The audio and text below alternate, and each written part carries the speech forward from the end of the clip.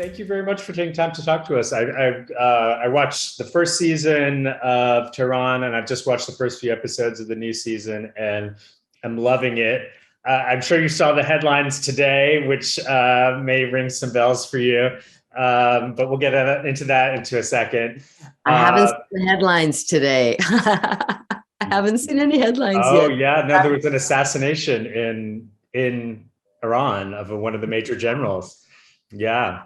Oh, I was listening to the BBC World News in the morning, and I was like, wow. And I just finished watching your show. oh my goodness. And I said, oh my goodness, what timing. What timing, yeah. Yeah. So and Israel is, they were saying that the Israelis are not, they're not saying it wasn't them. It's sort of, they're saying nothing, but they're not denying it either. So it was really, really interesting and really unbelievable timing for Mhm, for mhm. for your show. But anyway, let's start with talking about your character, Nahid, and tell me a little bit, for people who haven't seen the show, talk a little bit about her. Who she is in the show. Maybe give people a little bit of a sense of where she fits into the overall plot of the show. Great. So for people who haven't seen the show revolves around a young, brilliant Israeli national named Tamar Rabinyan, and it's a story about identity, but it's through the backdrop of the Mossad going into Iran, to sending her into Iran because she's such a genius with computers, to somehow stop the nuclear program in Iran. And who Nahid is she is the wife of the Iranian head of intelligence, who is this very brilliant man played by my dear friend Shantu. The character's name is Faraz Kamali. And I am the wife who, it's a love story. So we are the main love story of the story. And but I am a neglected wife, because as much as the husband loves Nahid so much and would give his life for her, he is a mythical Iranian. We actually have a mythical character in Iran called Rostam, and Rostam is a warrior, and he's someone who gives his life to his country and to his king, because his king represents the thriving of the women and children of his country. So Faraz is a Rostam character that his purpose is to protect Iran and to protect the people of Iran. And so Nahid, at the beginning of season 1, when you first meet Nahid, she has a brain tumor and she's going to Paris to have brain surgery. And so right there, when you see the two of them together, you realize that she is neglected, and he's supposed to go to Paris with her, but he finds out that the Israelis have sent an agent into Tehran, so he needs to stay to protect the homeland and won't go with her. And and then she's very intricately, I don't want to give away too much, but Nahid's character, even though she's a wife, she's not an ornamental character. She's very intricately involved with the story in season 1, and much more so in season 2. Yeah, that's exciting. The thing that I wonder watching the show is, it really feels like you're there in Tehran, and how you sort of have the director and producers achieved that feeling. Where did you film it? How did you create that sense of reality to the show? To my joy, I was very heavily involved in Persian theater, so I love theater. I've been doing theater for 20 years. So to my joy, we filmed it in Athens, in Greece, which is the homeland. It's the birthplace of theater. And there is a certain quality about the city of Athens that matches perfectly the city of Tehran. And among the people as well, but definitely the architecture and the buildings and the streets, you really feel like you are in Tehran. And so that's where he filmed it. And I had a Yes. chance to go around and see some of the incredible theaters of Athens.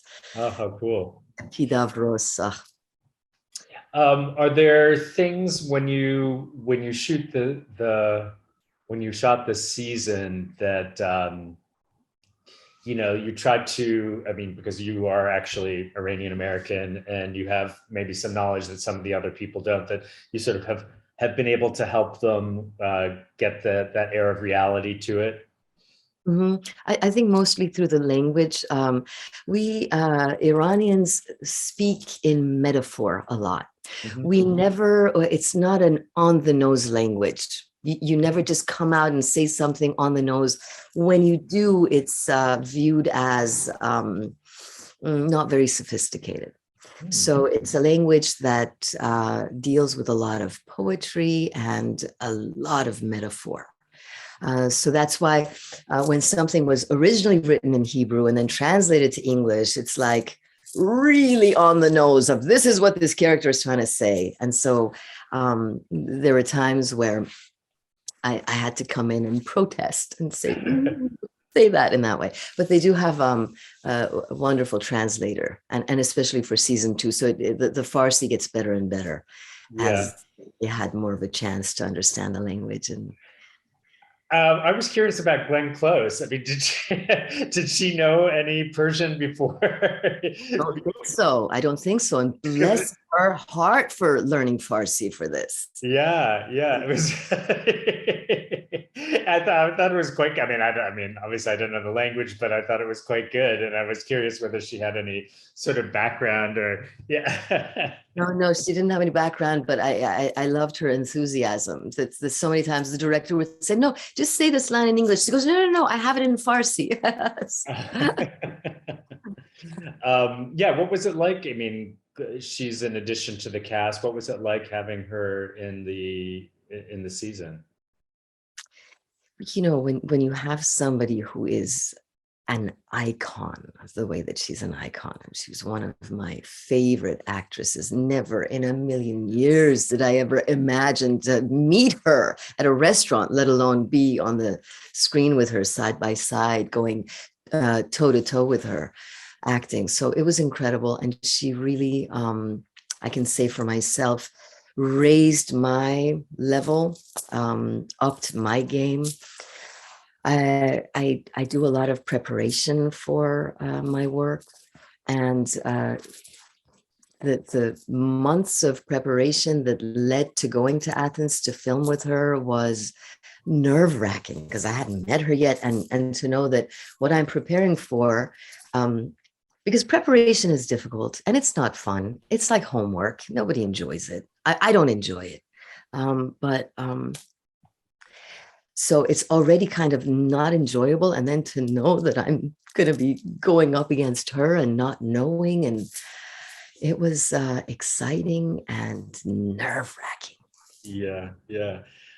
So I'd love to hear a little bit about your personal history. I know that you were born in Iran and then your family left during the revolution.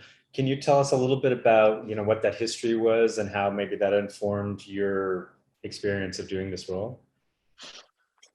Yeah, like so many millions of Iranians in diaspora, me and my family were, we couldn't go back. And so we went, I know for my family, we went from riches to rags overnight, lost our country, lost our home, like there's so many, sometimes when I see my friends and they've got their albums of, their childhood albums, I feel a tinge of longing because our pictures were all burned by the powers that be, and they took over everything, and we just never went back.